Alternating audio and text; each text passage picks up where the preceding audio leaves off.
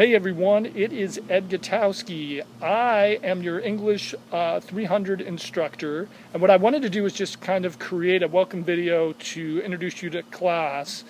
You guys are in for a treat because our class is going to be a lot of fun. I know it's online, but I've used all of these books before, and I've just had great success with the books we're going to use for class. So I'm really excited about our class. I kind of wanted to just kind of give you some background of the class. So English 300, right, is a class that deals with rhetoric and argument. So early on in the semester, we'll get into rhetoric and argument. And the rhetoric and argument tends to be the best part of class. Even on an online class, students really love the rhetoric part of the class. So it's going to be a lot of fun. So I want to talk about some of the textbooks for class. So the first book we're going to use is this book here, which is called the St. Martin's Handbook. And I've been using this book probably for the last like 20 years. And over the course of my teaching career, I found that this is probably the best textbook. It's really accessible for students, makes it really easy for them to understand ideas on rhetoric and argument, and helps them understand MLA, fallacies. So that textbook, that's the first textbook we're going to use. We're going to look at a couple of novels, and the first novel is Into the Wild by Jon Krakauer. Your research paper will be based on this, and what I can tell you is that Into the Wild is a great book for students. For students can really relate to the main character. They feel kind of connected to him, and in many ways, the main character in this book has many of the same questions I find that many of my English 300 students have, because here it is, the main character is going to Emory University, which is a really prestigious school. And as he's getting his education, he has these two big questions. What do I want out of my education? And what do I want out of life?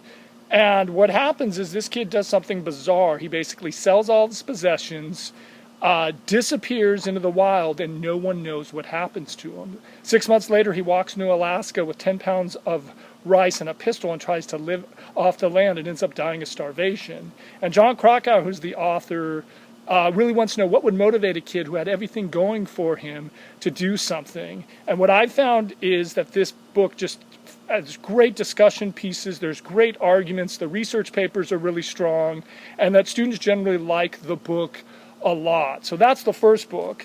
We're also going to look at some literature of the Holocaust. So we're going to look at Maus. And I've been teaching Maus, I think, just for about a year, but we're going to kind of look at Holocaust literature. And again, I think students were pretty engaged.